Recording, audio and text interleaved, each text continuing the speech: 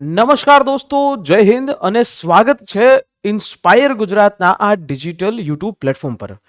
દોસ્તો સાવધાન, કોરોના ફરી પાછો આવી રહ્યો છે. આ એ કોરોના કે જેમાં 2020ની અંદર આપણે સૌ લોકો લોકડાઉનની પરિસ્થિતિમાં હતા. આની ફર્સ્ટ વેવ, સેકન્ડ વેવ અને થર્ડ વેવ, આ રીતે અલગ અલગ વેવની અંદર ભારતની અંદર, દુનિયાની અંદર હજારો લોકોએ પોતાના જીવ ગુમાવ્યા. આ એ જ કોરોના છે કે જે ચાઇનાની વુહાનની લેબોરેટરીમાંથી બહાર આવ્યો અને એ જ ચાઇનાવાળા લોકોને સૌથી વધારે મૃત્યુ આંક જે છે એ પહોંચાડ્યો અને સમગ્ર વિશ્વની અંદર આ એ કોરોના મહામારી એ સાબિત થઈ હતી. જ્યારે WHO ની વાત કરીએ તો 2023ની અંદર કોવિડની મહામારીમાંથી કાઢી નાખવામાં આવ્યો હતો અને કોરોનાનું આ જે વેરિયન્ટ, અલગ અલગ વેરિયન્ટના આધાર ઉપર એ મ્યુટેશન એટલે કે પોતાનું સ્વરૂપ છે બદલતા બદલતા બદલતા આ ફરી પાછું એક નવું સ્વરૂપ COVID-19નું જોવા મળ્યું છે. અત્યાર સુધી તો ઘણા બધા COVID-19ના સ્વરૂપો જોવા મળ્યા, પરંતુ આ જે પ્રકારનો વેરિયન્ટ છે એ હોંગકોંગ, ચીન, થાઈલેન્ડ આ જગ્યાએ જોવા મળ્યો અને ત્યાં કોવિડના જે કેસીસ છે એમાં વધારો જોવા મળ્યો અને એમાંથી ઘણા બધા એવા લોકોનું મૃત્યુ પણ થાય છે.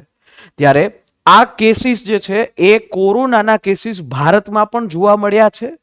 એટલે હવે જે છે તમામ લોકોએ સતર્ક થવાની જરૂર છે, સાવધાની જે છે વર્તવાની જરૂર છે, કારણ કે આપણી સાવધાની છે એ આપણા જ ભવિષ્ય અને આપણા જ બાળકો માટે છે.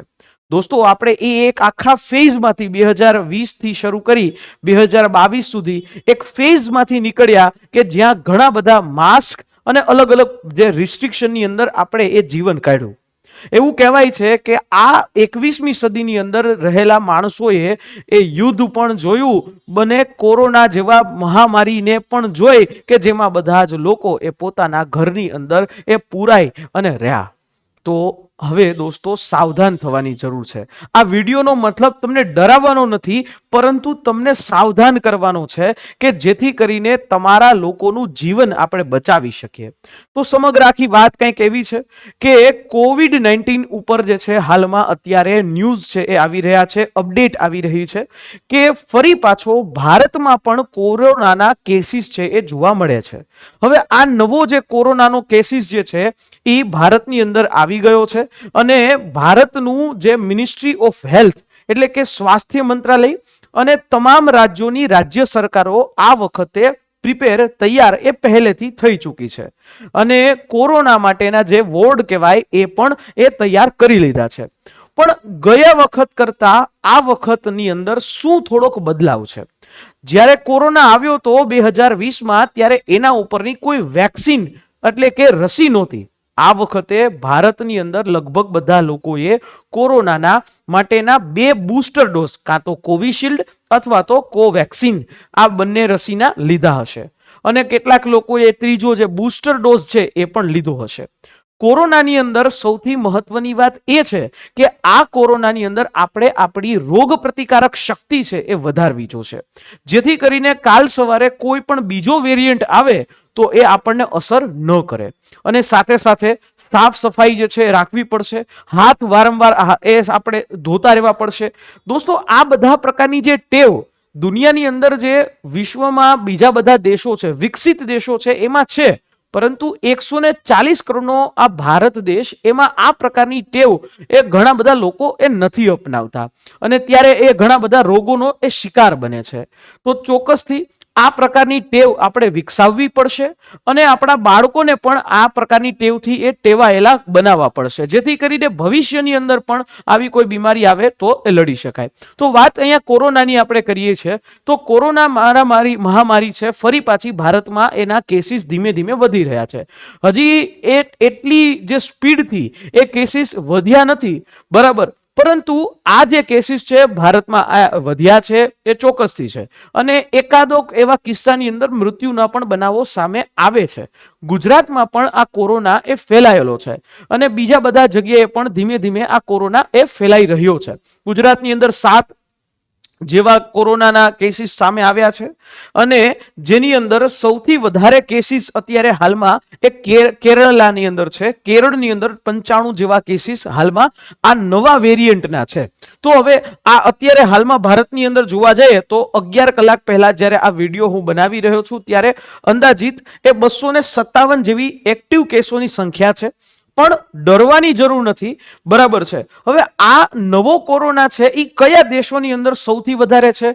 અત્યારે હાલમાં આ નવો કોરોના એ એશિયાના જે દેશો જેમાં કે એ ચીન છે, થાઈલેન્ડ છે, બરાબર, સિંગાપોર છે, આવા બધા દેશોની અંદર સૌથી વધારે ફેલાયેલો છે. અને આમાંય આ જે નવો વેરિયન્ટ છે સિંગાપુરની અંદર એક સાથે 14,000 કેસો છે એ આના આવી ગયા છે. અને એટલા જ માટે 1 મે થી લઈને 19 મે દરમિયાન સિંગાપુરની અંદર દર્દીઓની સંખ્યા જે છે એ 3,000 જેવી થઈ. અને આખું જે છે એ કોરોનાનો વેરિયન્ટ છે એ સિંગાપોરની અંદર એક આખો, બરાબર છે, 14,000 જેવા કેસો છે એ સામે આવી ગયા છે. આ સંખ્યા પહેલા 11,000 જેવી હતી અને સીધા જે છે અહીંયા સીધો 28% જે છે એ વધારો જોવા મળે છે. અને એટલા માટે એ થોડોક સતર્ક આપણે સૌ લોકોએ રહેવાની જરૂર છે. સતર્કમાં એવું છે, આપણે આપણી ઇમ્યુનિટી વધારી શકીએ, આપણે સાફ સફાઈ છે એ રાખી શકીએ, આપણે બિનજરૂરી જે છે એ ટચ એટલે કે સ્પર્શ એ આપણે ન કરીએ. અને બની શકે, જો કે માસ્ક છે ઘણા બધા લોકોને હવે ફાવતા નથી, ચોક્કસથી છે, મને પણ નથી ફાવતા, પરંતુ માસ્કની જગ્યાએ આપણે હેન્ડ સેનિટાઈઝરનો ઉપયોગ કરીએ, હાથ સાબુથી ધોઈએ અને આપણી રોગ પ્રતિકારક શક્તિ છે એ વધારીએ, જેથી કરીને નુકસાન આપણને ન થાય. આપણે એક એ સમય પણ જોયો કે જેમાં ઓક્સિજન છે એનું પણ ઓક્સિજન જે છે એ મળતો પણ નહોતો. ઓક્સિજનના સિલિન્ડરો લેવા માટે માણસો વલખા મારતા હતા, ઓક્સિજન માટે માણસો મળતા હતા. અને એવા સમયથી આપણે પસાર થયા છે એવું જોયું છે.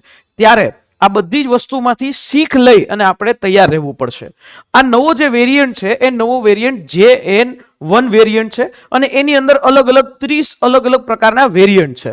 આ નવો વેરિયન્ટ એટલા માટે વધારે ખતરનાક છે પણ એ વધારે ઝડપથી ફેલાઈ રહ્યો છે. હજી એની જે વધારે ખતરનાકપણું છે એટલું બધું સાબિત તો નથી થયું, પણ આ વખતે માણસો પાસે વેક્સિનનો અવેલેબલ ઓપ્શન એ રહ્યો છે.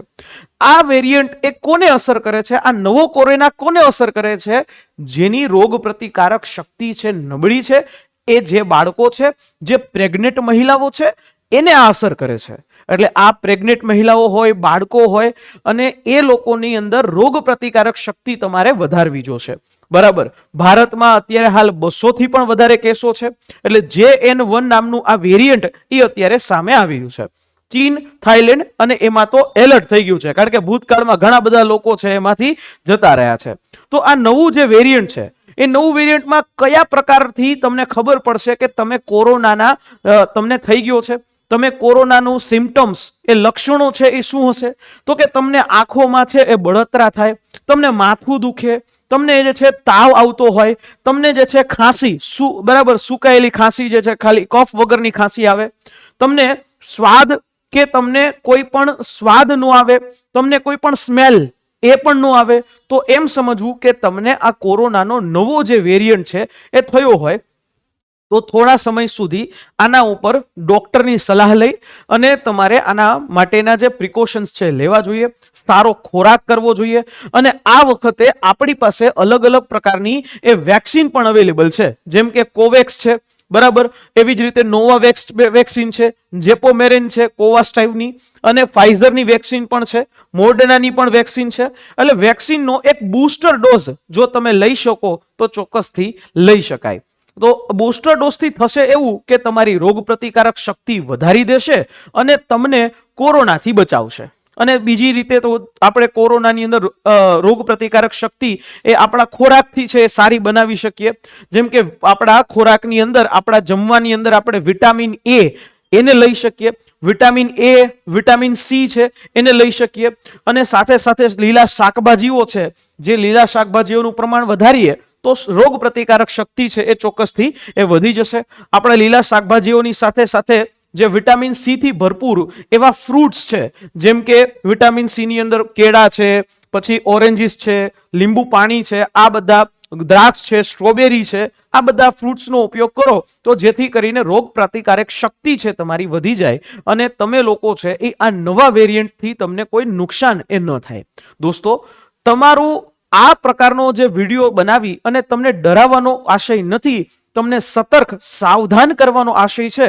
એટલે આ વિડીયોને બને એટલા તમારા ગ્રુપની અંદર, વોટ્સઅપની અંદર એ શેર કરો, જેથી કરીને આપણા ગુજરાતીઓ એ સતર્ક થાય, સાવધાની લે અને એમને આ કોરોનાના એ નવો વેરિયન્ટ JN1 વેરિયન્ટ છે એનાથી બચાવી શકાય. તો આ જ પ્રકારના વિડીયોઝ છે એ રેગ્યુલરલી એ અપડેટેડ માહિતી સાથે જોવા ઈચ્છતા હોય તો ચોક્કસથી નીચે સબસ્ક્રાઇબનું બટન એ દબાવી દેજો અને સાથે સાથે મને ટ્વિટર ઉપર પણ તમે ફોલો કરી શકો છો. આશા રાખું છું આ માહિતી સમજાઈ હશે. ફરી પાછો મળીશ તમને નેક્સ્ટ અવાજ કોઈ વિડીયોની સાથે. ત્યાં સુધી જય હિન્દ એન્ડ જય ભારત.